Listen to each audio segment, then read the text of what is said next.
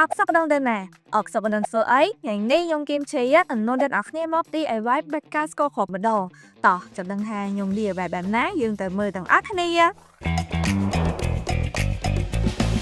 សម្ភារៈដែលទៅប្រើរួមមានស្ករគ្រាប់ក្រដាសពណ៌កន្ត្រៃខ្សែក្រដាសសម្រាប់ខ្ចប់ការពេលនេះយើងដឹងហើយថាយើងមានសម្ភារៈអីគេខ្លះតោះចាំចាប់ដល់ DIY ទាំងអស់គ្នាចាំជាដំបូងយើងត្រូវយកស្ករគ្រាប់យើងនេះមក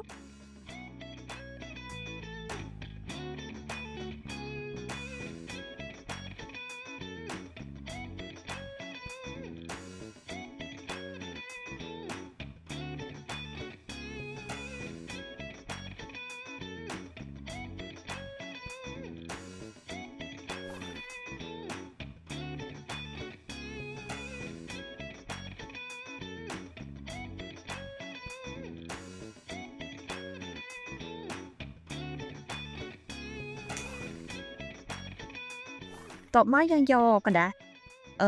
กระดาษនេះពីរស្លឹកមក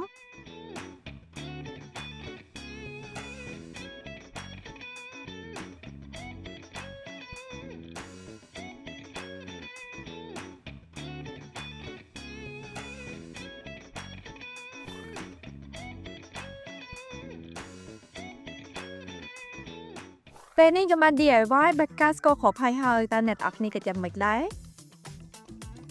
អញ្ចឹង process ជាអ្នកអរគ្នាអកសពកុំភ្លេចមើលកម្មវិធីអកសពផងដែរជួយជាមួយខ្ញុំ PMT នៅវីដេអូក្រោយ